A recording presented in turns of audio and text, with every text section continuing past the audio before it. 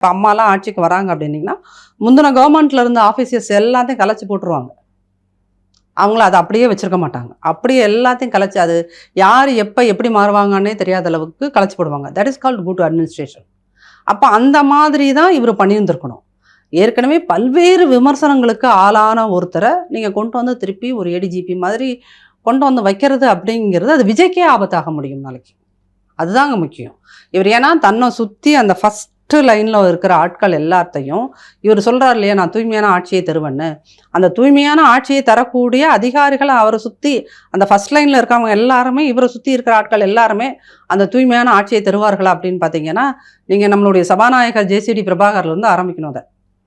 சரிங்களா? அப்போ அவர் அதிமுக கவர்மெண்ட்டில் இருந்தப்போ அவர் என்ன மாதிரி ஆளாக அவர் இருந்தார். இன்றைக்கி அவர் அங்கே போனோன்னா அவர் 50 வருஷமாக புரட்சித் தலைவர் காலத்துலேருந்து இந்த அரசியலில் இருக்கார். சரிங்களா?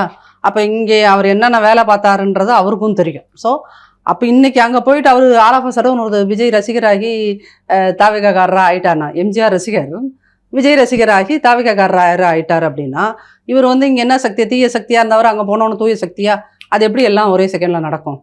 அப்போ விஜய் அவர்களோட ஃபஸ்ட்டு சர்க்கிளில் இருக்கிற எல்லாருமே whether it is officers or politicians, they are all most corrupted people. Most corrupted people அப்படிங்கும்போது விஜய் அவர்களால் தான் சொன்ன மாதிரியான தூய அரசாங்கத்தை தரவே முடியாது.